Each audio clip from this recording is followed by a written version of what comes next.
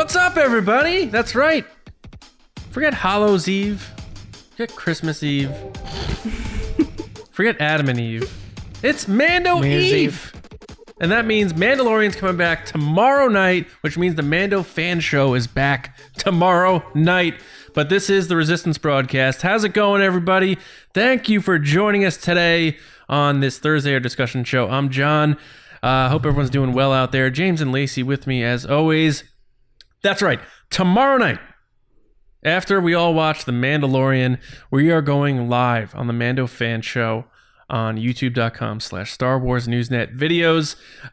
So a little bit different from last year where we had recorded and then put out the same night, the Mando fan show. We're just streaming this thing live for all of you. All of our shows are pretty much a live show as it is. We don't really do that much editing, so to speak. So we've been kind of doing the same thing, but it's going to be a good time because you're going to be able to be in the live chat, in the comments, sending your Mando fando messages so we can read them right there on the show. So we're really excited about that. Are you guys pumped? It is here tomorrow. The Mandalorian and our show, Mando Fan Show, back. How you guys feeling? I'm excited. I think the most excited I am is that it is live, and not even for the interaction with the fans and all that other stuff, but just simply to avoid all of the production stuff that went into last year. Lacey, you can talk a little bit more on that, but I mean, the long story short of like, we would record those episodes and then it would be like crunch time to try to get that out, not at midnight, Friday night or whatever, you know? So yeah, I'm excited. Yeah, I'm super excited too. It's great to be excited about Star Wars again, guys. I love the hype and lead up to Star Wars content. It's the best. First of all, John, I'm really kind of sad you didn't say back, baby. Like, this is the prime example of the time to say that. So I thought about it, but I didn't want it to be one of those things, because a lot of you have been talking about it's back, baby lately, and I'm like, have I been saying it too much? So I didn't want to do it. I don't want to kill it's back, baby. I feel like this is the one time. Don't you think maybe I'll say it tomorrow night at 8:30 p.m. live? Anyway, so as James said, last year, basically how it went down is we would record and then we would immediately be like, okay, that was great. Bye, guys. And then I would get a huge cup of coffee and I would edit it and export it and then upload it. And there's an upload time and a render time and an export time. So yes, we had to upload our videos so that you could even download them. Which, if the Wi-Fi is bad, we're like, I don't know, Lacey says like an hour and a half from now. And then 3 a.m. I'm like, upload. No, guys, it's really, really exciting to do this live with you all watching. We love engaging with you guys. And there's something about getting to do it when you know people are watching that makes it that much more exciting. And as you guys know, we don't normally do live streams all the time. We kind of do them as like a special event. So we thought that this is a prime example of doing something for you guys so you don't have to wait for that upload period. Because that was the big thing we got feedback on, was like, oh, when are you guys posting it? What time should I look for it? Now you have the exact time when you can watch it. And then the audio will be up quickly after. But yeah, it's exciting. I love the new logo and the new color and the new look. So that's cool. Yeah. But yeah. Yeah, I'm wearing the OG Mando Fan Show shirt the OG. right now. That is still available in our store. But tomorrow, shortly before we go live, we're going to release the brand new logo for our season 2 of the Mando Fan Show, which has the more of the blue look. So James right now on YouTube is pointing at the poster in the background. That's pretty much the vibe of it.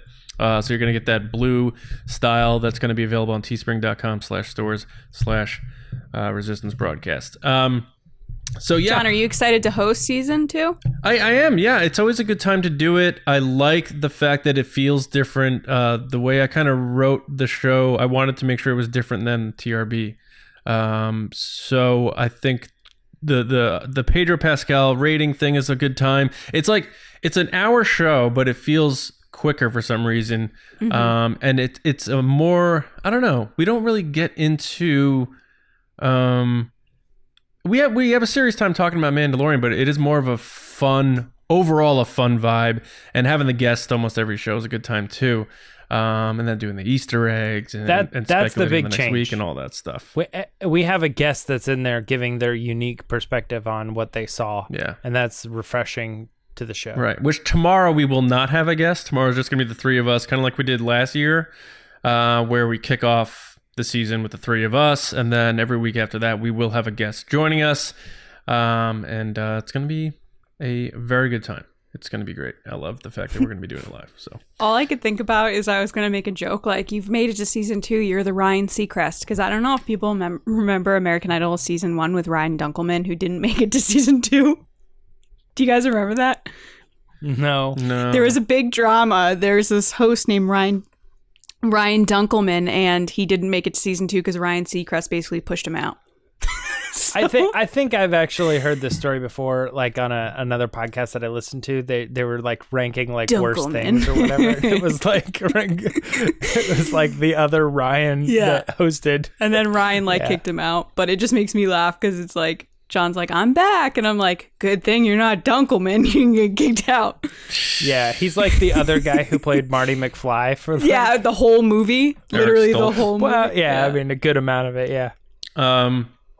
No, yeah, it's going to be a lot of fun, and doing it on Fridays, obviously always a good thing heading into the weekend. And just the fact that The Mandalorian's back, we're going to be talking about live action Star Wars. A lot of fun. Also, I have to bring up, we are doing another Mando code, which will start tomorrow.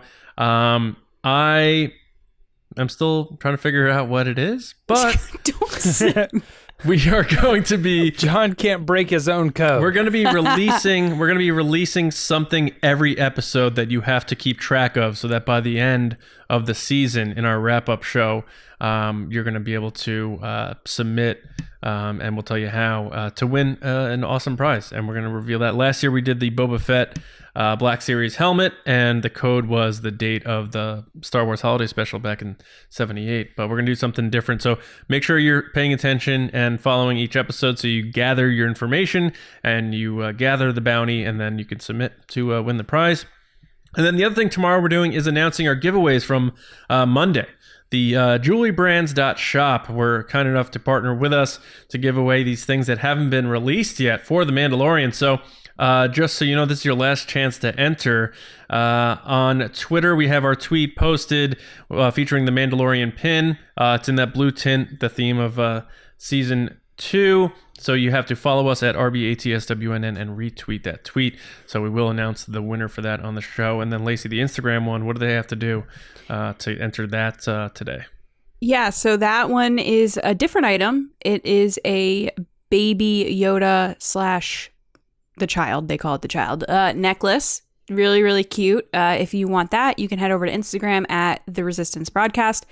You'll see the post. It will say giveaway on it. You like it. You follow us and Jewelry Brands. You can comment as well. And then also, if you want an extra entry, because we know how popular Baby Yoda is, you can share the post to your Instagram story and tag us, and you'll be entered with one extra entry.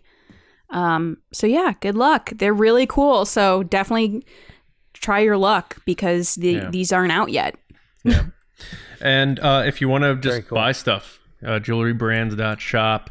And at checkout, use TRB and get 10% off. So it's very cool. So later on in the show, for our main discussion, we're going to have a good time with Speculation Nation. We're going to put on our tinfoil hats and maybe our logical hats as well. We have a bunch of hats here. There's a hat here, hat up there, hat here. And we're going to do our final guesses and speculation on what we think is going to happen in Season 2. Maybe some characters we will see, won't see, returning characters from Season 1. We're just having a good time chatting about that. But before we do that, Will of the Force, it's back. James Baney is going to guide us through that one right now. I fear nothing, for all this, as the Force wills it. John, do you know what happens? What's one of the perks you get at the major level on our Patreon? Is that where they get one-on-one Zoom call dinners with us? Nope. Whoa. No, it isn't. which is, in a way, kind of a real thing that happens at the admiral level. Because we don't mind eating some stuff on that show. But anyway, no, at the major level, one of the biggest perks that you get is being able to submit topics to Will the Force, right? Which is another great way to be interactive with the show, right? So we have our Patreon, which is patreon.com/resistance broadcast. And that second tier is, $5 a month or something like that. But one of the benefits is being able to submit topics to Will of the Force. We love everything that goes on over on our Patreon, right? We have so much happening over there. Like we just mentioned, the Admiral Generals, basically like a video call, where we sit down and hang out with them. But we have our Discord, and we do all sorts of other like exclusive videos, like our poll chats and other things like that. So much going on over there. So if you want to submit topics and you want to be part of the conversation, you want to get some of that exclusive stuff, you got to go over and become a Resistance officer. Patreon.com/resistance broadcast. Now, of all the people that are contributors that help the show be what it is, help us keep going day to day, some of the biggest contributors are our generals, and I just want to give a shout out to all of them. They are Carmelo, Andrew Staley, Jeremy Myers, Neil Shaw, David Probus, John Reese, Micah Harrison, sorry Micah, Michael Gaines, Jetta Rosewater, Bethany, Russ Harbison, and Kendall Gellner. Thank you. You guys are awesome. Thank you for supporting the show. And let's do it. Let's get into the first topic that was submitted via our Patreon by Resistance Officer Commander Clayton J. Lancaster. Clayton wanted to know, will we ever get a movie based on the wills of the Force and get a deeper look into where the Force came from? Lacey, you're going first on this one. What do you think? I don't think so, Clayton. I'm sorry. I don't think they're going to get deep into where the Force came from. I think it's one of those things that's just there. They might mention it, like a side mention of like, oh, the story goes by blank, but I don't think that's ever going to be the focus of a movie for Star Wars. I think it's always going to be character focused, character relationship focused, that then plays into a bigger, obviously, war, bigger conflict. But the thing that we connect with most in Star Wars, personally I do, is the characters. So I can't see them focusing a whole movie around this. So no, sorry. All right, John, well, what do you think? Will they? No, I don't think so. I think the closest we would have gotten would have been George Lucas's sequel trilogy. He really wanted to infuse the wills as a part of that, and the understanding of the origins of the Force and that sort of thing, even further than the prequels and the mentions of the midichlorians and all that stuff. So I think them not going that route now, where George Lucas would really had his thumb on it, would really almost be a slap in the face, or not make sense for them to go back after the fact and be like, well, now we're going to tell that story, even though we didn't want to do George's version. I don't see that happening. Like they're going to be like the Second Order, and they send back a machine back to the thousands of years to hunt down the wills of the Force and kill them. So that it's going to be like the Terminator plot or something like that. What do you think would happen if they shot the next trilogy and it was just George's movies? Just all the characters' names were changed. They just change all the characters. Yeah.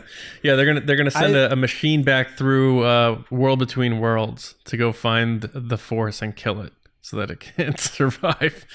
No, it's like the age-old question of like going back. Like if you could go back in time and kill baby Palpatine, would you do it? It's like, right.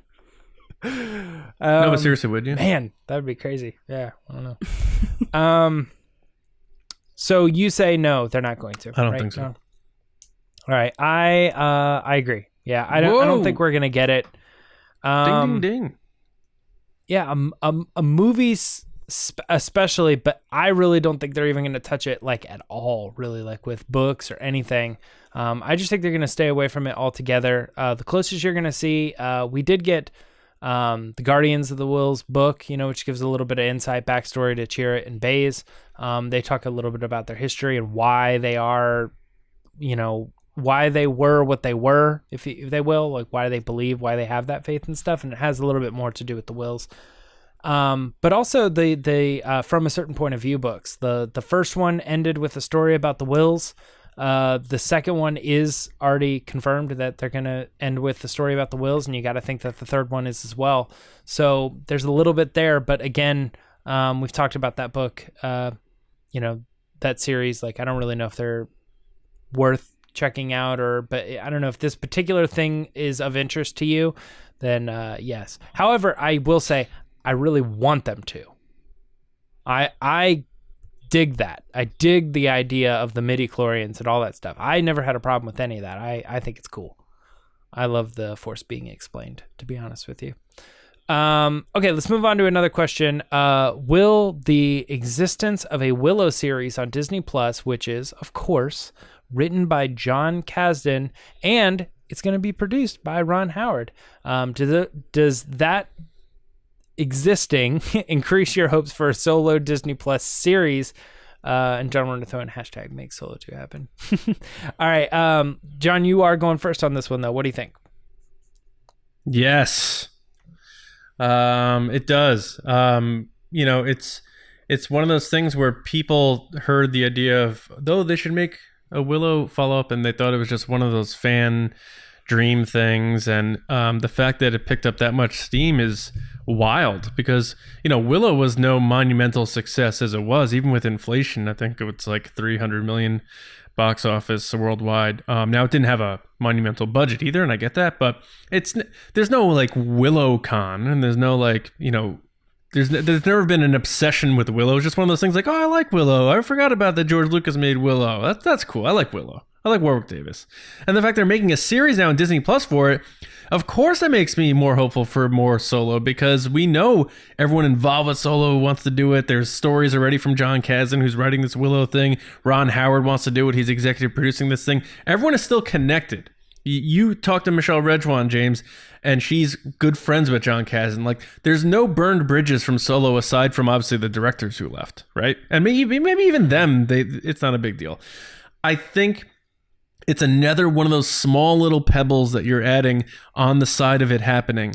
It's not that big of a connection, not that big of a deal, but it's a good sign to me, and it does give me more hope. Now, whether that's going to lead me up for more of a letdown, possibly, but it doesn't make me think the other way. So, yeah. John, rebellions are built on hope. That's a good line. That needs to be in a Star Wars movie. Yeah. Lizzie, what do you think? I think yes.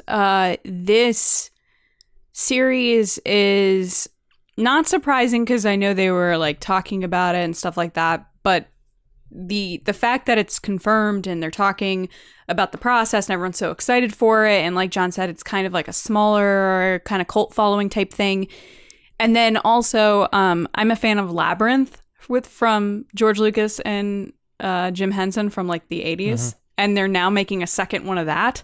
So like, really? Yes, I'm looking at all these things that I'm just like, you're making this. So what about this? And then they're releasing the Solo Deluxe, soundtrack. And then everyone was weirdly quiet on Make Solo 2 Happen Day, number 2. So I think that this definitely is something that shoots our chances up more than anything else, especially with all the rumors going around. But like, if they're willing to invest in a series like this that probably isn't something that's mainstream as like a Stranger Things, then I say Solo definitely has more than a chance than ever of getting its series, or for me having my hopes. I will cry if it happens. I'll tell you that right now. You know that gif of Daisy Ridley, or that video of her crying about the trailer in her bed? That's going to be me crying. Mm-hmm. It's so amazing. John will also be doing that too. Oh, sobbing. Yeah. It's all going to be a pretty crazy day, especially if they make like the movie and it's called Solo 2, which would never happen. But no, the worst, this is what the worst would be, is if they said they were doing it the entire time, but they were just trying to figure it out to totally negate the fan movement. Be like, oh, it was nice you guys did that, but we were doing this the whole time. Or, you go to a panel at Celebration 2 years from now or whatever. Hopefully not that long, but some type of announcement comes out where, just like Clone Wars, it's like #made Solo 2 happen. We would just lose it, guys. It would be the best day of our lives. Obviously, outside of them having their kids and stuff, because that's obviously more important. But for me, it would be the best day of my life. and we would be putting shirts out that said "Made Solo 2 happen." So I get so drunk. I would get so drunk. Oh yeah, wrecked. This is definitely a tricky question, though. I think ultimately, when it comes down to it, yes, it does. It gives more hope, and it makes it seem more likely. It is weird, though. Okay, so it is a Lucasfilm property, right? So Lucasfilm is willing to, in this case, listen to fans and hear an outcry for a property that is getting very little, like, I asked for that. Like, we've been wanting it. You know what I mean? I don't feel like very many people are egging this on, but it is definitely distinctly different from Star Wars. Because Star Wars is still like, boom, it's here. It's in your face. What are the possibilities? We could be doing this era. We could be doing this era. We could follow that character. We could follow this character. We could be doing this. We could be doing this. And Willow is like, we made a movie and we could really do anything. We could tell this person's story. We could do a side quest. We could make it 20 years in the future. It's just that, and there's no other like huge canon tie-ins or anything like that. Like, definitely, it's a lot easier to just be like, sure, why not? Whereas like when it comes to something like Solo, you're like, well, there are a few why nots, out there. They exist. Mm-hmm. We could be spending our money doing X instead, I don't know. I think it's definitely a different thing, but it's absolutely true, right? Willow, no one's asking for this except for a few people, and they're like, we think it's cool. We like it. We have faith in it. We want to do it. We're bringing in good people. Jon Kasdan, Ron Howard, kind of associated with another property we want to see happen on Disney Plus. Yep. And as long as those two are working together and getting along, maybe somewhere in the process, a little spark flies and they go, dude, we should do it. Dude, let's do it. Come Still got those stories? Yeah. What if they've already done screen tests in the volume for Solo? They're like sitting at a table and there's like hot wings and they're like, look at us. Look at us. Here we are. Look at us. Look at us. Look at what we've done. And Paul Rudd's still there just for the hell of it. Look at us. Yeah. Like, Paul Rudd, why are you here? He's like, because I'm 52 and everyone loves me. Yeah. And I'm gorgeous still. That would actually be hilarious if that's how they announced it. Like, look at us. And then it pans over and there's Paul Rudd being like, yeah, look at us. Paul Rudd's just a big Solo fan. He's Dash Rendar, and they bring him in. More like Dashing Rendar. To play off of, honestly, I would be pretty pumped if I found out that he was like a somewhat comedic character in Solo 2. Yeah, I mean, why not? I'd be okay with that. We gotta let's try to get Paul Rudd to make Solo 2 happen. Shirt, see what happens. Yeah. All right. I mean, he did that COVID video. He's got time apparently. Yeah. We got more questions coming in from Resistance officers. Commander Christian Morales wants to know, will Timothy Zahn ever be included in the High Republic authors group and or write his own novel in that era specifically? Lacey, this one's going to you. What do you think? High Republic is just like, you can't sit with us. To Timothy Zahn. No, I think Timothy Zahn is kind of doing his own thing. I don't think he's involved or will be involved in High Republic. I think he's over there doing his Thrawn thing, just chilling. Mm-hmm. Mm-hmm. Not really a like elaborate answer. I just you can't sit with us. I don't think it's gonna happen. Yeah. John, do you agree with Lacey? I don't think Timothy Zahn wears pink on Wednesdays. So I'm going to say agree and say no, I don't think so. I think they brought him in to churn out some more Thrawn stuff. They probably sold decently, so like, let's do another trilogy. I don't another one. Yeah, I don't see him writing outside of Thrawn. I don't. So I agree. Yeah, I don't think he's going to get involved there. Timothy Zahn is the DJ Khaled of Thrawn books. Another one. I want to get that reference, but I'm and another one. And another one. He says that at the beginning of all of his songs. Gotcha.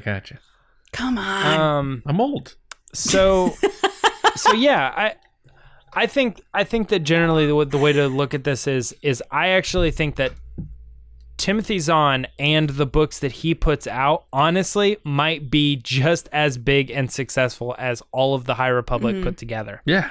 Like I think they're looking at those two things as like, well, there's the Timothy Zahn stuff that's going on, that's huge, but we need another big one, and like then they do this over here. Now at that same thing, they could bring him over and have him tie in just stuff and stuff, but it all depends on what we see out of the next 2 books from him, and that's going to take some time. It's going to be a couple years, so if he ever goes to the High Republic stuff, it's going to be a while later, and I don't know.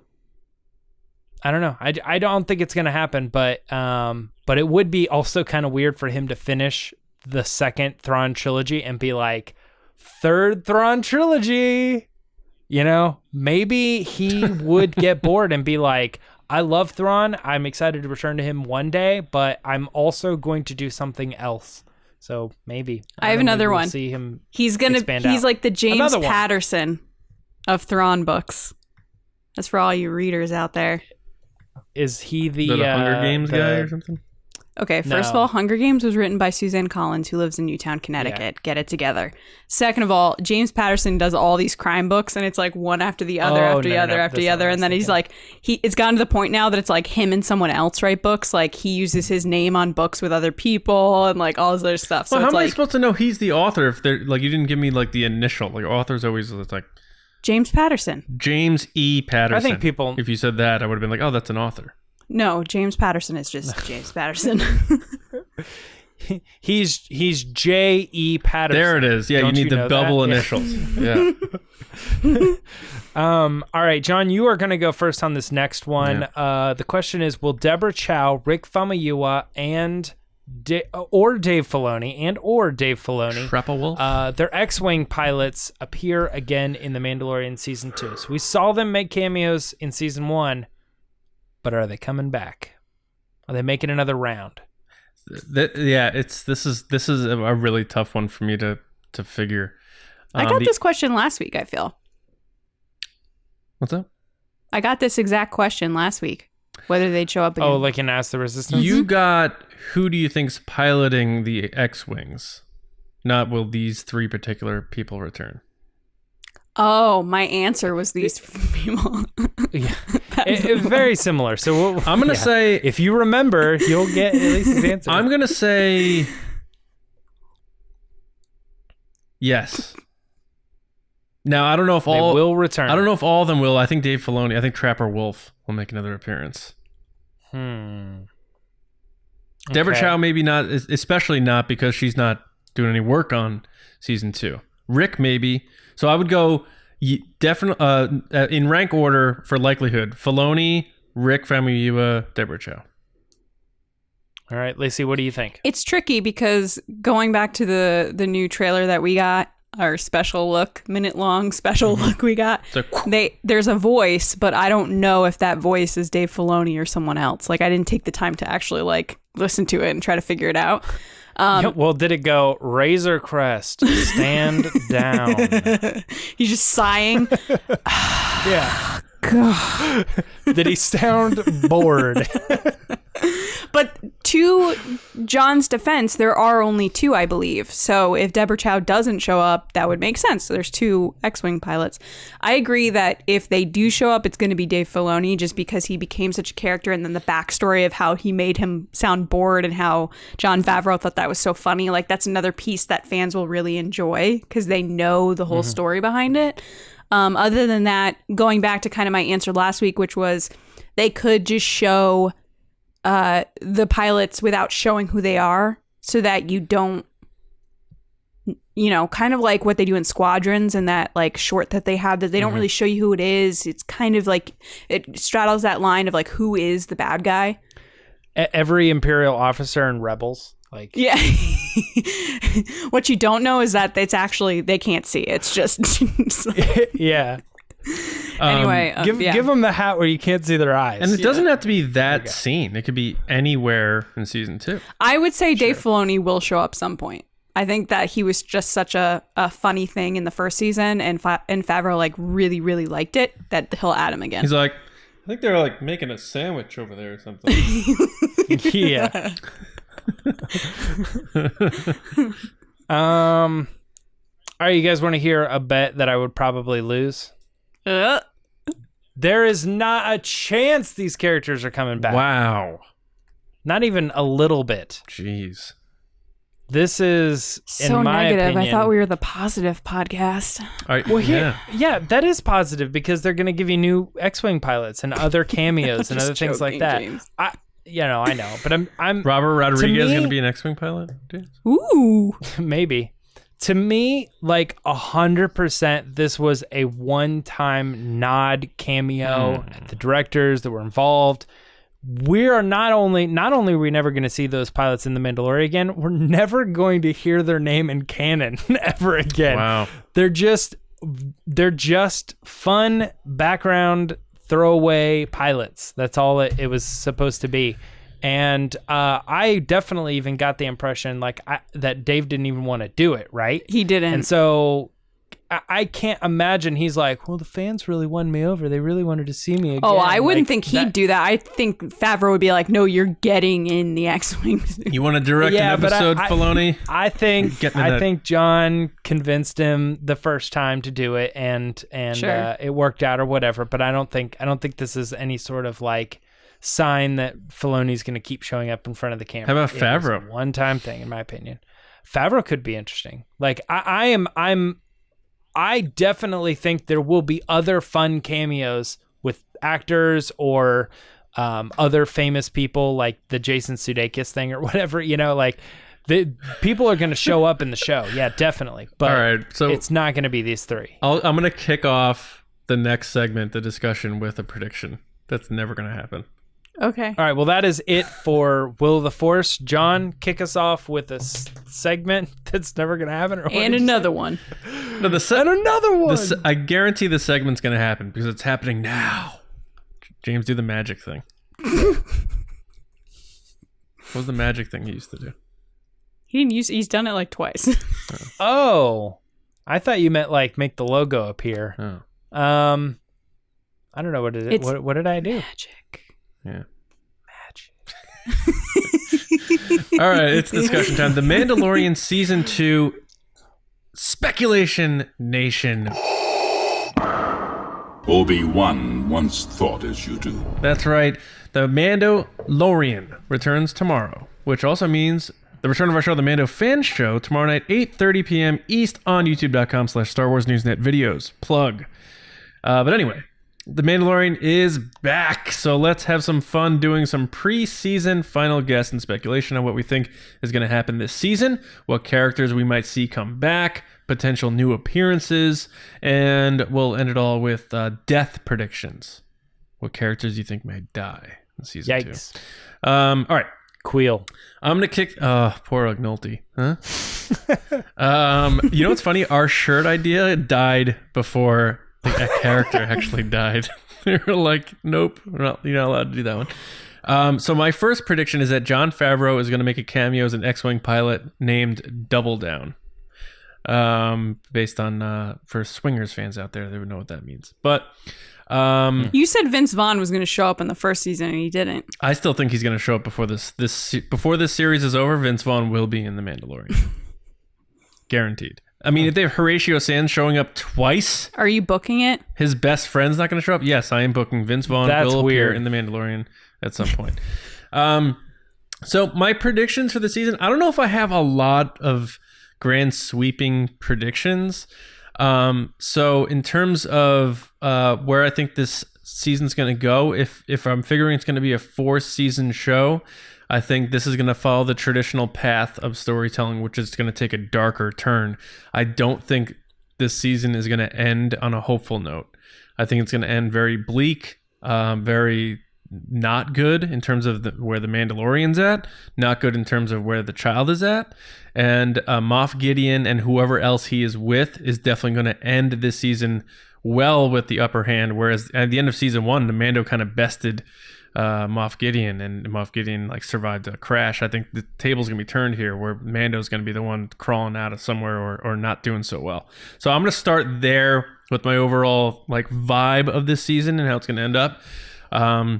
So James, why don't you let me know where you're at, and then I guess we can just kick the ball around and have some fun. So I thought this was an interesting discussion because I feel like we have put out a lot of ideas over time of the direction we thought, and we've kind of, I don't want to say echo chamber because it's kind of a negative thing, but I think we've kind of sold each other on a lot of these ideas along the way. I felt that going into this discussion, we probably weren't going to be like, no way, on some of this stuff. Yeah. But I definitely think one of the big things that, regular listeners probably know we have kind of come to the conclusion on maybe would be that at some point, Din Djarin is going to get that Darksaber, and something's going to happen. But I don't necessarily know that that's going to happen in season 2, because a lot of my speculation on where do I think this is going to go, I was like, okay, cool, it's going to be this, and it's going to be the he's going to get all the Mandalorians, there's going to be a big war and all this other stuff, and I was like, you know what, I'm thinking that's a season 4 thing,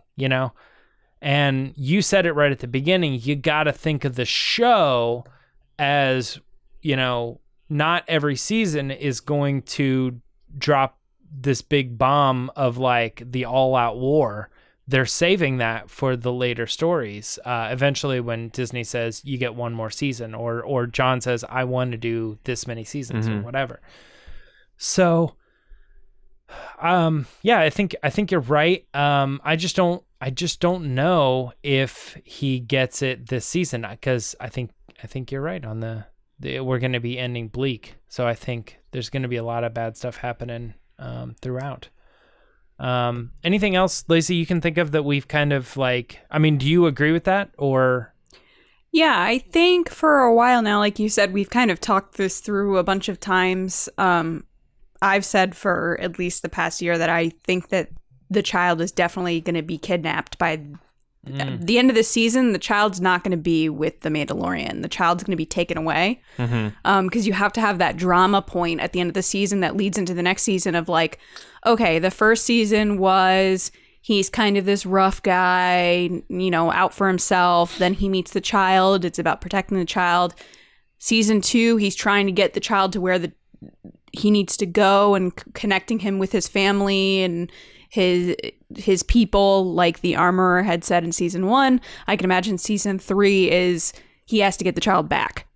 So it's like this season, I think it's going to be kind of like more of a cat and mouse game between Moff Gideon and the Mandalorian and the child. I think he's going to get hints every episode that lead to where he needs to go, with ultimately someone at some point betraying him so that the child gets kidnapped, and then he's left kind of in this place of, I wouldn't say despair necessarily, but like, oh no, I have no solution here right now. Like, where do I go from here, because I've lost? Because like Jon said, I think season 1, it ended on a high note of like he won, and that's not going to happen again, at least not in this season. I think it's going to get to a point where he's going to think he's winning, and Moff Gideon is 3 steps ahead of him. Yeah. And I think this season also really depends on what other characters we meet. Right. Is it going to be serialized like season 1, where it's like, all right, well, we got Bill Burr and those people in this chapter, and which they're going to come back, I think, right? Probably. And then, we have, Toro Calican in this chapter, and then we have this person in this chapter. Like, if they introduce other potential antagonists that string themselves out throughout this season, it makes it a harder of a guessing game, because if you don't, then your major players around the Mandalorian are still Moff Gideon as the primary antagonist. Then you have Grief Karga, Cara Dune, who we think are still allies. Are they going to try to go just the linear good guy, bad guy route, old Western style, and be like, no, it's going to come to a head. It's going to be Moff Gideon and the Mando when it comes down to it. Or are we going to see like Grief Karga make another, his back's against the wall and he's going to turn on Mandalorian because, he's put in a situation or something. Or, whatever he's now involved in these days is compromised or threatened, and he's like, he had to make a choice, kind of like a Lando Calrissian thing. So I think a lot of it has to do with who else they introduce into the show, and that brings up the other thing, like that quote unquote elephant in the room, like the whole rumors about not even so much the Ahsoka thing, but like the Boba Fett thing, a Cobb Vanth thing. Like, do we want to let's dive into that obscurity? Do you guys think where do you guys lie on those rumors? Not even so much the Ahsoka thing, the Boba Fett / potential Cobb Vanth. Do you think either of those characters are showing up? Do you think neither? Do you think one? Or do you think it's just me one or the other?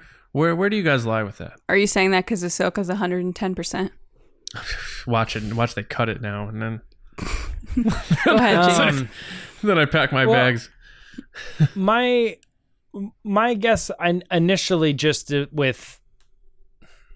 Well, I think that Moff Gideon is definitely going to be sending bounty hunters out to try to track him down. And I think with that, you're going to see familiar bounty hunters, and they could potentially bring in some of the other ones you maybe remember from Empire Strikes Back, so we maybe could get some of those. That being said, I don't know about Boba Fett. He's too high profile, right? Mm-hmm. I just feel like there's so much weight on him, and I don't know if it is what is the best thing to do. Like, come up with your own property for Boba Fett, or like tie him into like a movie or something, like some bigger thing, like really give him the purpose, make Boba Fett the villain of the Solo series or something, you know what I mean? Whatever they want to do with him. But I don't feel like him just kind of being there in Mandalorian, because he's not replacing Moff Gideon. Moff Gideon's the villain, right? So where does Boba Fett fit in this if not just a cameo? Which then makes me think he's probably not in it. Okay. But, the Cobb Vanth thing, I don't know, man. We did the episode on Monday about like the canon tie-ins and stuff. I don't see why they bring in Cobb Vanth. I think that's weird. It's a real story, but it's like all of those interlude stories from the Aftermath series are like nothing. They're throwaway, like there was a guy and his dad was like, I don't believe in the rebellion, and he's like, but I do, and then like he ran away. Yeah, like that's it. I mean, they're dumb stories. Yeah. The only thing that gives him any weight is that his story was reoccurring through a couple books. So it's and his ties to Tatooine, loose. Right? Not really. Isn't his whole thing he's a sheriff on Tatooine? I think he's kind of a self-appointed lawman. So he's like Hubie from Hubie Halloween, who's a self-appointed person. I mean, I definitely don't think there was like he's like, oh, we're gonna elect Cobb Vanth sheriff, or anything like that. I think he's just kind of like a lawman, but the looseness is that he wears these clothes, which may or may not be Boba Fett's clothes. It just feels like a fan rumor. I took Boba Fett's armor and I'm wearing so much I'm wearing the armor like now. A fan rumor to me. Which I also feel like I have things to say about fan rumors too, because I look at stuff that's going on in The Mandalorian, and I look at what fans are saying. Lacey, do you think either one of those characters are showing up, just so we can try to see where we're all at here? So here's the tricky part, is I don't think Boba Fett's showing up. Mm-hmm. I know that there's a lot of rumors. I know that there was an update on that website. But I can't help but go back to the story that the whole reason The Mandalorian happened is because Jon Favreau went to Lucasfilm and was like, I want to do Boba Fett. And they were like, no, you can't. And he was like, okay, I'm going to do something exactly like that. Do we know that happened? Is that like He brought it up. thing, or is I that... think he said something in like the that. panel. He had said that he had written all these stories when he's younger, and then that's his favorite. He really liked that character, and he wanted to create that, and they were like, no, you can't have that character. So he created a character that was basically similar. Because they were still developing because they were Boba doing the Fett movie. Yeah. So I feel like that still surprises me. You know what I mean? Sure, They're like, sure. Oh, man, well, it was already in Jon development, Favreau. though. Yeah. So going back on that, it just makes me think like if they said no to him originally and they have The Mandalorian and it's such a smashing success for them, why would they then say, oh yeah, you can have this character now? Can we get Josh Trank on the show? So then So you don't think Boba Fett. the other one, sure, maybe, but even then Confidence. I'm kind of with James that I'm like, I mean, I don't think most people would understand who that was. So Yeah. I remember Jon Favreau saying he liked the idea of what Game of Thrones did, where Mandalorian may not be a central point in every episode. So it's possible we can kind of have a breather if the drama gets too intense, where they're like chapter 4, we're going to kind of let that simmer for a bit and then do something else. You could have a Boba Fett tracking down his armor, which this guy has, which we did hear, and what looked to be and sound like Boba Fett's armor approaching Fennec Shand on Tatooine. Sure. So it is planted there a little bit. Like there's no way we're not. I'm not saying it's not coming from. No. Nothing. I know. I'm just saying. I'm not disagreeing with you. I'm just saying my thought process here. Well, I think we're definitely finding out who that character was. Like this isn't like the show Lost. They're not just going to be like, here's this cool thing. We're never going to explore. Did you finish Lost? Don't say anything. I have 4 episodes left. Don't forget about the Michael Biehn thing. I can't wait right? till next Is it week's Michael Biehn? episode when we ask you how it went. Yeah, I know. We'll find out. But no, yeah, Michael Biehn. I mean, actors are one thing, but now I kind of lost we my saw train of like what his character was, right? Remember, he has the like big hat and all that. Possibly, yeah. And I don't know, like everyone's thinking if Cobb Vanth is in the show, Timothy Oliphant's gonna be one playing him. So there's a lot of speculation on top of speculation here. But Favreau did say they could bop around, so it's possible we could go and get other plots. That could be a slow burn where, say, Boba Fett does get injected into the show here. It's let's plant the seed now, check in to see what he's doing, what he's after, and then we can kind of bring him back in later. Like Favreau said, I like playing with my action figures. I don't want to play with that one right now. Put it on the shelf. I'll bring it back later. We'll play with it then. But the other thing that I just thought of wasn't James Mangold supposed to be the one directing the Boba Fett movie? Wasn't that whole Yes. idea? But I think didn't he say he wasn't? That news dropped like the day I need to Solo Google this. dropped or something, right? So he was supposed. I remember seeing that news in the theater. Right. And I think he had wound up admitting that he was involved. And then, he was the most recent Thai director to direct the new Indiana Jones, right? May 2018, Star Wars Boba Fett movie in works with James Mangold via The Hollywood Reporter. All right. So I bet it was May 25th. So follow me here. And this is definitely the tinfoil's hats portion of my Really quick, though, here. underneath it. So the announcement from The Hollywood Reporter was May 24th, the day before Solo came out. Yeah. And October 26th, 2018 is when they said no longer in development. Yeah. Oh. It was the 24th because you go see movies at 8 p.m. the night before. But then July 10th, James That's what it was. Mangold denied he's directing the Boba Fett movie. Right. So, I mean, where there's smoke, there's fire. So, Sure. he's tied to that movie via major trades. It doesn't work out. Then remember when that report came out via Black Series Rebels, and they said James Mangold Book it. They said James Mangold visited the set, and so did Robert Rodriguez, and they both directed stuff for The Mandalorian. Mm-hmm. Then Robert Rodriguez was confirmed. James Mangold takes to Twitter, and he's like, "No, this isn't true. And I then didn't do anything." Robert Rodriguez posted that picture of him with baby. And then Yoda. Robert Rodriguez gets confirmed. If Boba Fett shows up in this show, don't you think it's maybe a little possible that James Mangold maybe came in to direct sequences for his entry into the show? Maybe it's not even credited, but if he had not denied it, it would have made people think, oh, he's doing Boba Fett for The Mandalorian. Mm-hmm. So I think it's still possible that James Mangold may have done a little bit of something for The Mandalorian, and it could have been for Boba Fett. Now, again, I'm fully admitting that's tinfoil hat here, and I'm trying to, go to outer space connecting my dots, but... watch out, someone might tweet at you.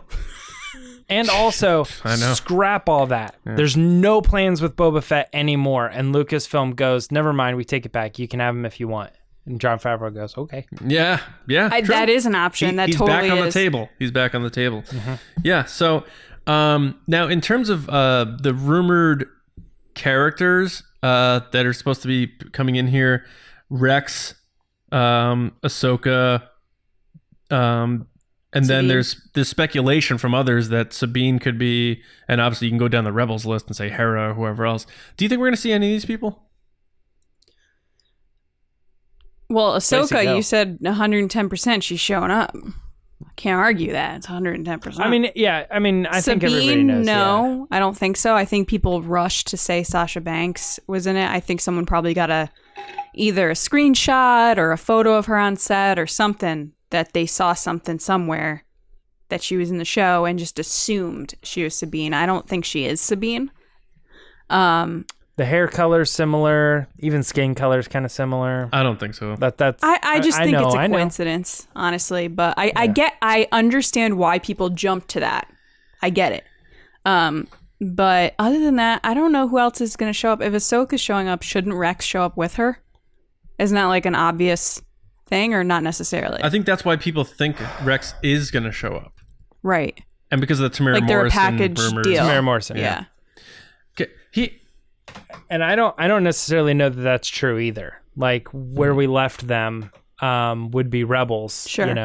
And I don't necessarily know that they didn't split up or go different ways to, it's a to good perform chunk of different years. missions or whatever. That's like 7 or 8 years. Mm-hmm. Yeah. So James, what do you think about any of the other Rebels crew or anything? So I don't think they will, but I'm setting my standard there so that if or when they do show up, I lose my mind. Right. So you're excited. Yeah. So you're not let down. Yeah. Chapter 1, the I ghost rolls in. I don't want to set expectations because here's the thing we got to remember. Like, Clone Wars was its own thing, and yes, it did significantly tie into Rebels. Rebels became like its own show, but it was very heavily influenced by a lot of stuff that happened in Clone Wars, and that was because Filoni was involved. But the thing here is I think people are trying to take Rebels and move it fluently into The Mandalorian, and I'm like, I just don't think it's the same thing. I think you have a perfect example right here, like Darksaber, or like you have Ahsoka, which is almost guaranteed. So they're going, well, they are doing that. But I'm like, I think these are touches. These are not significant things. They're not turning The Mandalorian into the live action Rebels sequel. Right. And so then if they go that route, then heck yeah, I win. I don't know if Star Wars wins, but I win. I mean, I would assume it would all be pretty good and we'd all be pretty excited, and then people maybe would go back and check that stuff out. I don't know how much back catalog the Clone Wars gained because Rebels came out and everybody was like, oh, I never watched the Clone Wars. Now I feel like I'm missing out and I need to go back and watch it. So I don't know if Rebels gains anything from this or not, but yeah, I don't know. I mean, I'm definitely down. I don't believe in fan theories, and generally I think if you come up with a fan theory, it's probably not going to happen. Right. Like, it just, the odds are not it. But I did hear one, or I did come across one that I thought was really cool, and that is that the winter planet, the like ice planet that he crashes on, is actually Crow Nest from season 3 of Rebels, where the Wren household is. They go visit there, and that is where they've set up shop, where all the Mandalorians are and stuff. So if the armor is saying go find other Mandalorians, he would go to that's interesting. that planet where he could have a meeting with Ursa Wren. Potentially Sabine is there, potentially Ahsoka is there, a couple other things, and it's just like a location that doesn't really matter, but if you know, you know. Do you think? And maybe that's why he goes there. Do you think? And maybe gets shot down by like other Mandalorians who don't trust him or something. Maybe that's why the ship's all beat up or something. So back real quick back to the Sasha Banks thing with the Sabine. Here's why I think there's zero chance she could be playing that character. Imagine we keep saying this. Sabine doesn't wear hoods. Imagine we keep saying this, and it's like James with Solo, who's like, they're not going to kiss. And in the first 5 seconds, she's in the show, and she's just like, I'm Sabine. It does the Star Wars intro, and then it goes to black, comes back up. It's Dave Filoni, and he goes, this is basically going to be Rebels season 5. And we're all like, oh, jeez, okay. So why I don't think she'll play Sabine is just look at what happened with Ashley Eckstein with the if the casting's true about the Ahsoka thing. Like Ashley Eckstein, or Eckstein, however you want to pronounce it, has done acting before, and she's a professional voice actor and has done live action acting before, and she didn't even get an audition to play the character she played for 12 years. Not even an audition from Dave Filoni. Someone she has worked with, he trusted her, he loved her work. You're going to tell me that a pro wrestler, and I know pro wrestling's acting, save the comments, don't care. It's not the same as dramatic acting. Sorry, it's not. You're going to tell me that Dave Filoni and Jon Favreau are like, yeah, let's give Sabine, this beloved animated character, who's granted not as beloved and not as iconic as Ahsoka, to someone who's never acted before? Zero chance. I'm sorry. There's just no chance that's happening. And side note, I definitely do agree with that. I mean, I was a performer. Like, I performed on stage, and I knew how to be in front of people and stuff like that. But it's not even remotely acting. And I feel like wrestling falls right into that category. I like wrestling. I watched wrestling since I was 5 years old. I love it. I went to a Raw last year. I'm not poo-pooing wrestling at all. Let's be serious. It's not the same as professional dramatic acting. But what about Bo-Katan? Do you think Katie Sackhoff is showing up? Is she a part of that meeting at the house? Is that another Mandalorian that he's looking for? And that's, or do you think she's just going to show up in a flashback? Do you think there's going to be any involvement with Bo-Katan? I feel like we talked about this and we kind of decided it was season 3, maybe. Is that what we had initially said? Like maybe it wasn't now, it was season 3. We definitely didn't decide it, but I was considering, that maybe because she's under NDA even further down the line. Yeah. Mm-hmm. I mean, I don't know why somebody would get asked that question, like, "Hey, are you involved in the Mandalorian?" And your response is, "You know how Disney is. You gotta say I'm not gonna say anything. They got a giant NDA." Why is that your answer? I mean, are you trolling? Like, because I definitely know that's a thing. Like, there's an actor out there who's like trolling people that he's playing Ezra. Right. And everybody's like, why would he do this? And I'm like, because everybody's talking about him. Right. He's getting a lot of attention from this. Yeah. Not only that, they saw that as the Rosario Dawson thing, I'm sure. Everyone sees that as an example. As if she is Ahsoka, that is someone that literally campaigned for it and got the role. Yeah. So after a fan casting, I never took Katie Sackhoff's answers as like a way to drum up attention. Like, maybe I am, maybe I'm not. Right. Maybe I will be, maybe I won't be. Like, that's drumming up attention. She's like, I can't talk about it. Yeah. And I'm like, so you're involved. And I don't know. I see her, unlike the Ashley Eckstein thing. We've talked about this before. Like, how did Katie Sackhoff get it? Katie Sackhoff is a known dramatic actor. She's been doing it for a very long time. She just happened to be cast as a voice actor in this show. Right.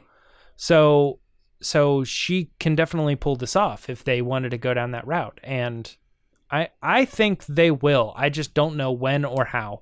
I don't know where she fits in other than the fact that what we already know about her from these other animated shows. She's definitely high up somewhere. People know who she is. Yeah. And she could be the person that the Mandalorian goes to in season 3 to help get the child back. Yeah. Yeah. Or she can be like, this is how you beat him. This is how you get your Darksaber. Yeah. So speaking of that, we haven't really talked about him, Moff Gideon.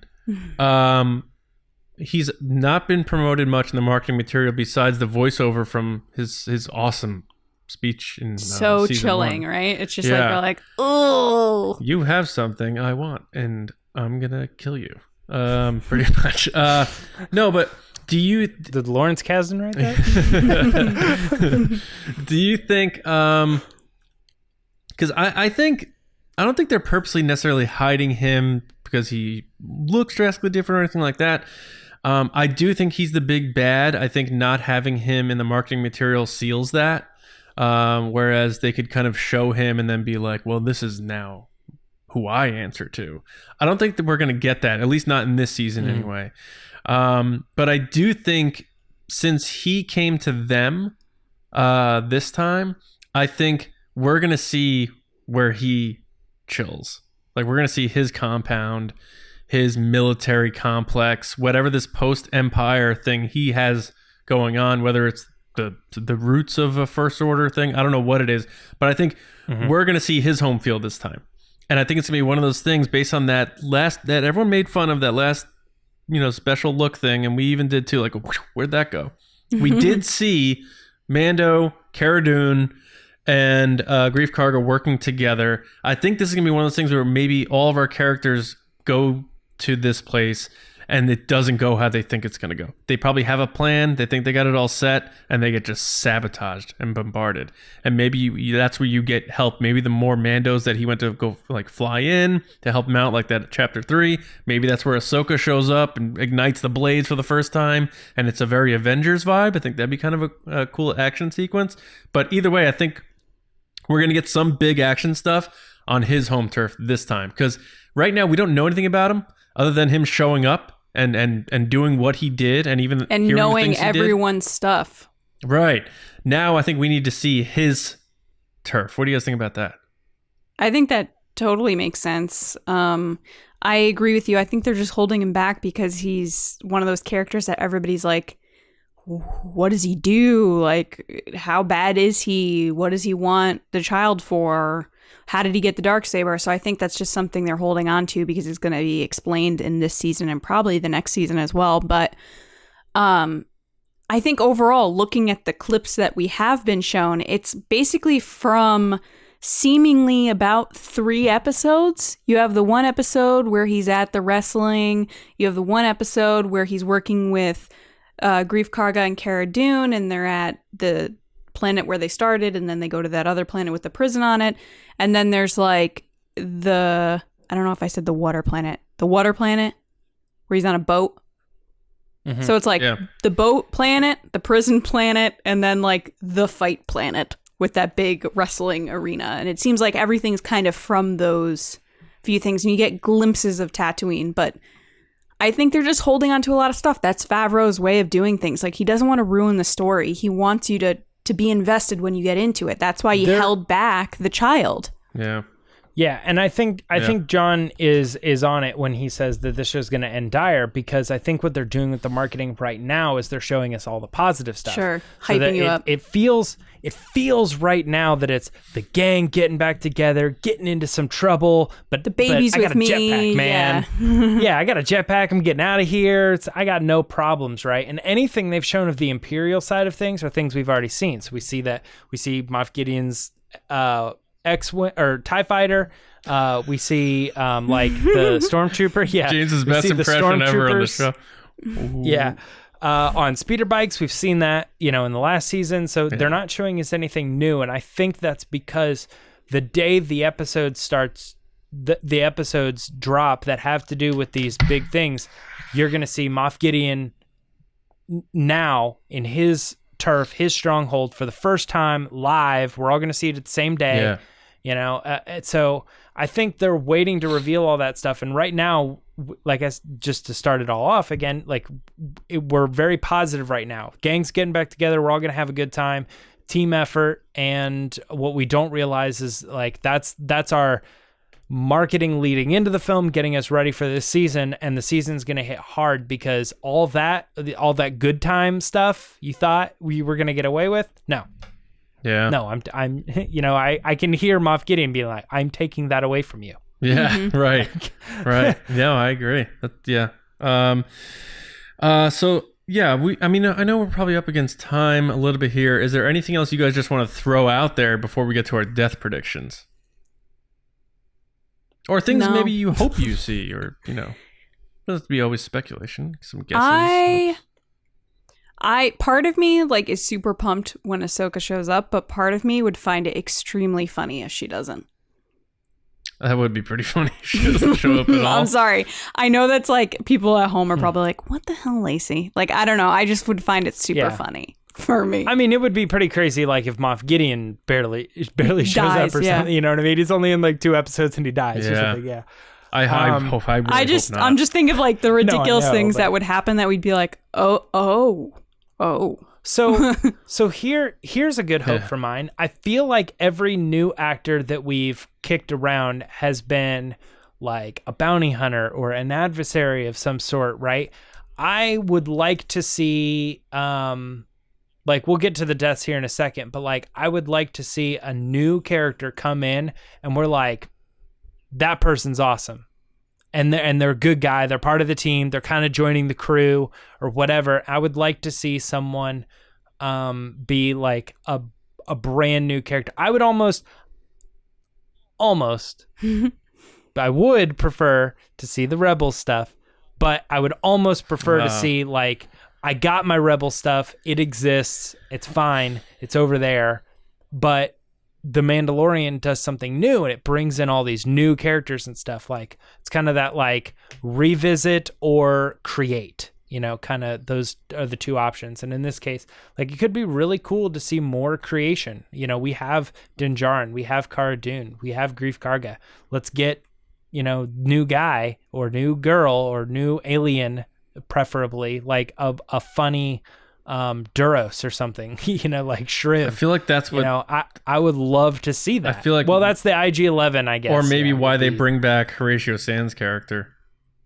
Oh, but I kind of don't want that. I don't either. But watch they do a scene where they're like, because he doesn't seem cool. He seems scummy. Let's go really they're like, let's go really funny here, and we'll have it where he like makes a comment about how he finally got to use the vac tube. And everyone's like, oh, Mithril.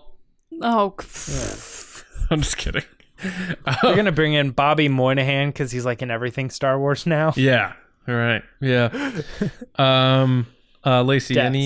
You have any final hopes and wishes before we get to our death predictions? I hope we get lots of Baby Yoda. Nice. Yeah. And I hope there's a lot of humor in the show. I want Tiny to talk. That would be awesome. Yeah. Actually, that's a good I one. might as well get the theory out now so I don't tweet it out and other people take it. I got the toy. It doesn't talk, so I'm hoping it talks. I have this theory that Yoda's species doesn't speak Basic and that Yoda just learned it and that's why he talks weird. It's like when someone learns a new language and it's like... And they talk backwards. Well, not backwards, but like if you translate Spanish or French or Italian or anything, like compared to us, we speak backwards. The verbs go in a different spot and Yeah. the nouns go last or... The adjectives come after the noun. So you say like ball, red, big, So instead of saying big red ball. I think the big reveal is going to be that Yoda's species speaks a completely different language and Yoda happened to be an outlier who learned English to teach Jedi. And we're going to find out that Baby Yoda doesn't speak English and he's going to speak this different tongue and he's going to have like subtitles or something when he eventually does talk. So that's my big prediction here, that species, the native tongue is not English, and they're going to explain that's why Yoda talks all weird. One step further, what do you think he sounds like? I don't know. Good question. They're going to keep it cute. Sounds just like the They're going toy, to keep it very yeah. cute, Yeah. So, yeah. And then my last hope, I hope Michael Biehn is in the show, because I love Michael Biehn. I'm a big fan of like Terminator and The Rock and Navy SEAL and all the movies he's been in. So I hope he does show up, and I hope maybe he's a part of that new crew, like you're saying, James. I think that'd be cool, because he's a good actor, and he's good for those types of roles. All right, death predictions before we move on to Resistance transmissions. Lacey, who do you think of note is not making it out of season 2? I think Cara Dune is dying. Yeah? Any reason behind that?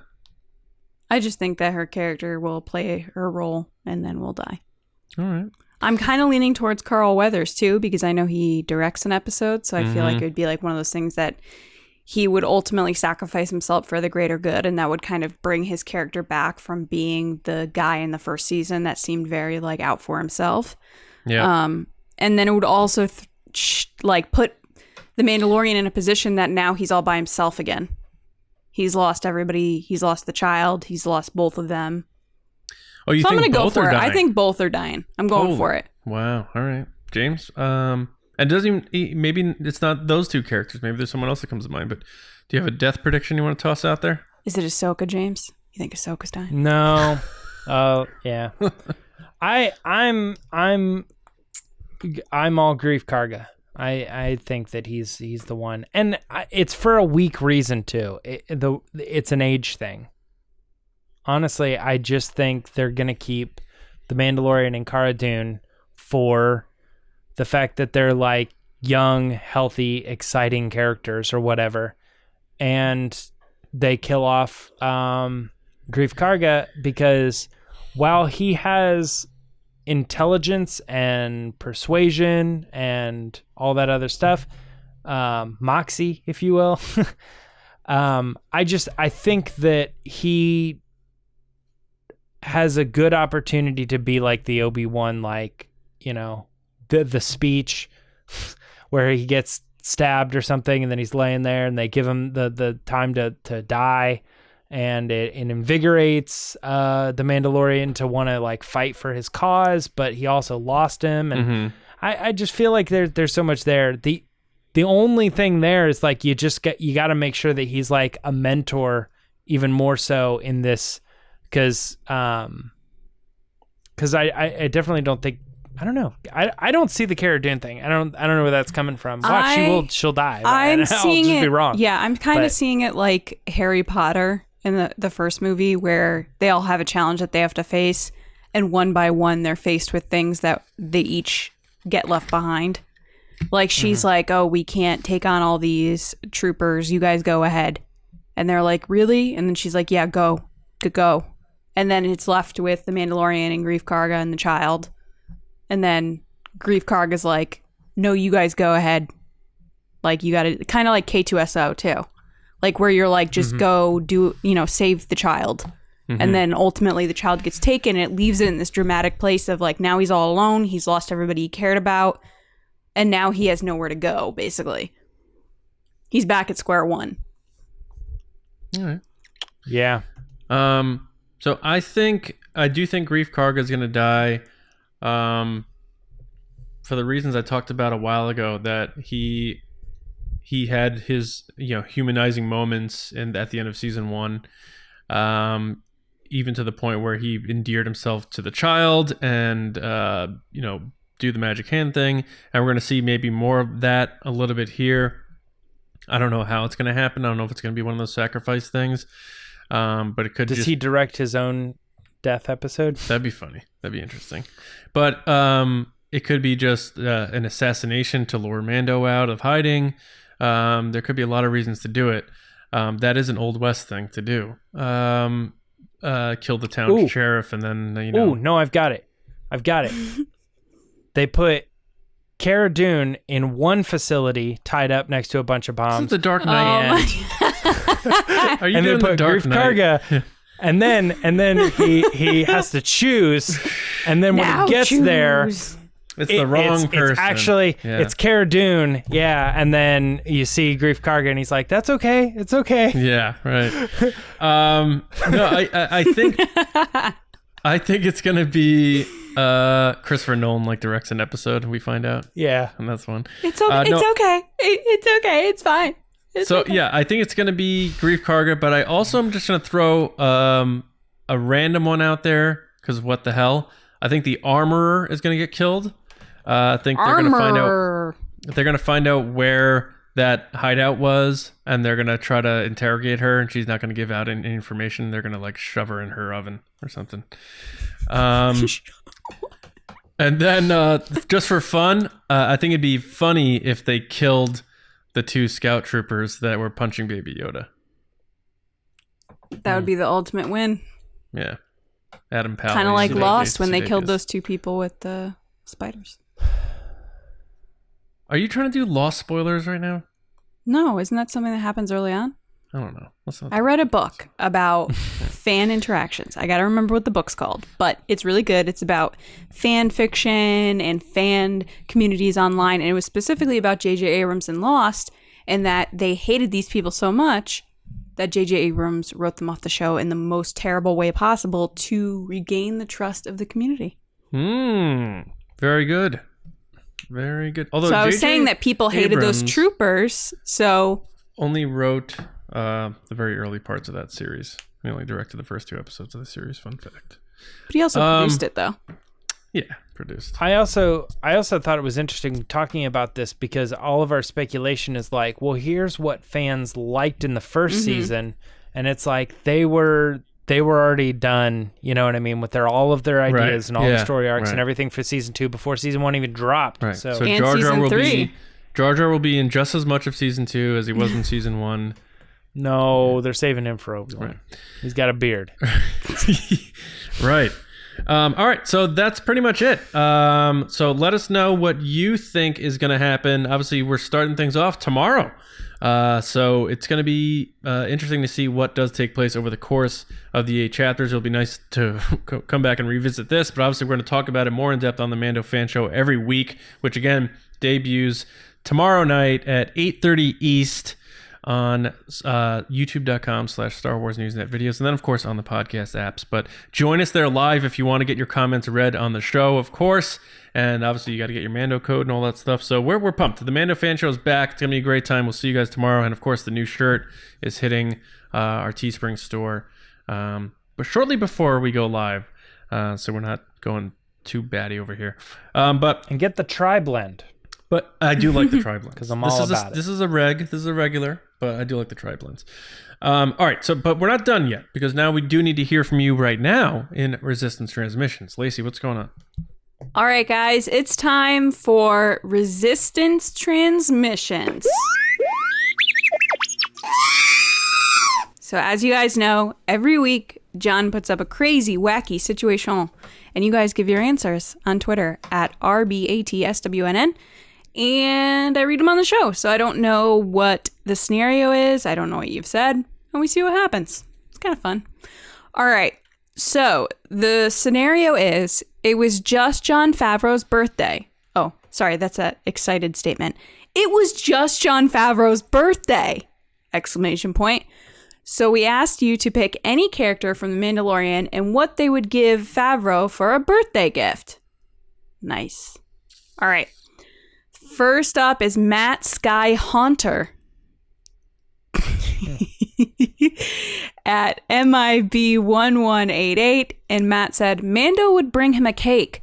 He could bring it in warm or he could bring it in cold. If it's ice cream cake, I'm in. A warm ice cream cake? No, cold ice cream cake.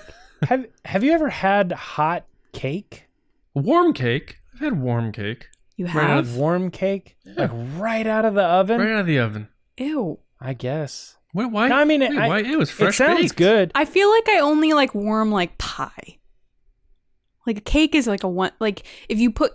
So the reasoning is because if you eat cake too warm, the icing will completely melt off.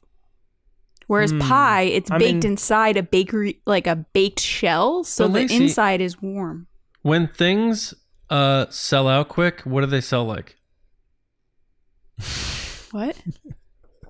Cold cake. When our Room temperature. shirts that we but- post tomorrow, all the pins, You're also making a have- joke right now, but the joke's on you because hot cakes are pancakes. You jerk. It's still a hot cake. Oh my god, get out. Well, it is funny because I think of like brownies, for instance. No one And, like, brownies are on like British fudge-like, Bake Off or is they're, like, serving a cake-like. hot but cake. Either way, brownies and fudge are room temperature or hot. I guess they could be cold too. No one Fudge could be is cold. serving a cake hot. British Bake Off, they take it out of the oven for at least 30 minutes. They sit there with their pans and they blow it cold That's because true. the icing will melt off. Guys, it's a thing. It's true. Okay, anyway. All right. Duchess But I like the idea of Satine hot cakes. at Manda_Satine said the Jawas would begrudgingly give him a taste of the egg. Oh. Ahsoka. Oh, gosh, That's disgusting. That egg that thing. is disgusting. Next is Alex Zukas at Zubaka, and Alex said Toro Calican doesn't get Jon Favreau anything. He is that guy. He is that guy. He is that guy. He sucks. Yeah. All right, next is Adam Odell at Odell Adam, who said Grief Karga gets him an old Western stove door with a card thanking him for keeping him alive in the show. I'm assuming this is a picture from the show. No, No, it's, it's from from- Back to the Future. Is it? Yeah, it's Marty McFly. Back to the Future 3. I only say that because Adams also sent, which is a huge mistake of him, but he also sent an accompanying video with his tweet, which doesn't play as well on when we read them, of Mad Dog shooting Marty. That makes and him sense. being alive. Yeah. Which, yeah, no, it isn't. But I was gonna say it could be Back to the Future 2 because that's a tie-in. The Clint Eastwood thing. Yeah. Bulletproof vest, genius. Next is Brian Pothier at B Pothier. Brian, how you doing, man? It's been a while. He said Moff Gideon hands him a stack of Imperial credits and a weekend in Canto Bight. Tells him, "You're so money and you don't even know it." That is it. That is how you tweet. That's how you do it. That's how you get your Swingers reference in there. Nice. I've never seen Neither Swingers. have I. Next is Mark. I don't know that reference. Yet. Mark at Dekine Awakens, aka Dekine Awakens. And Mark said, Ahsoka Tano from season 2 would give Favreau lots of money from all the Clone Wars fans. Now, Mark, I guess you're 110% in as well. Last but not least, Joey Sack at Joey Sack. Hey, Joey. He said the child would think about giving him the control knob from the Razor Crest, but he'll end up giving him a frog. I like that.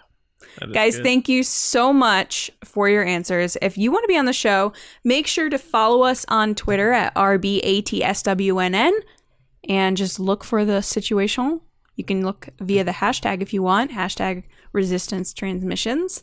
And you give us your best shot, your best thought, and you could be on the show. Back to you, John. Back to me. Here we are. Thanks everybody for listening and watching and being a part of TRB. We hope you had a good time. We hope you enjoyed our speculating. We hope you enjoyed Will of the Force. And let us know in the comments or quote tweet the episode with your speculation on what's going to be happening when Mando kicks off tomorrow and throughout season 2. But make sure you do subscribe to our show and our podcast on YouTube, Apple Podcasts, SoundCloud, Spotify, Podbean, wherever you get your podcasts, especially because we are coming at you 3 times a week. The content machine is in full gear at TRB. We got Monday podcast, Thursday podcast, and of course, the live Mando fan show on Fridays, which kicks off tomorrow night, 8:30 on our channel, youtube.com/Star Wars Newsnet videos, 8:30 East, just for you Cali folks out there. And don't forget, we're going to be doing the new T-shirt for the Mandalorian logo, Mando Fan Show logo, debuting tomorrow. And if you want other gear of ours, teespring.com/store/resistance broadcast. Make sure you're also listening in tomorrow because we're going to be announcing the giveaway winners, as we mentioned at the top of the show. And as always, every day you should be going to StarWarsNewsNet.com for all of your Star Wars news, reviews, editorials, information, and more. I think I covered everything. Did I miss anything, guys? Nah, dog. All right. Johnny Hoey on Twitter, StarWarsNewsNet.com. James? Twitter and Instagram at Myra Trunks. Lacey? People can find me on Twitter and Instagram at Lacey Gillerin. We hope everybody has a great night, not weekend, because we're going to see you tomorrow on the Mando Fan Show. And I'm not going to say it's back, baby, right now. Maybe do it tomorrow. But until then, we'll see you around, kids.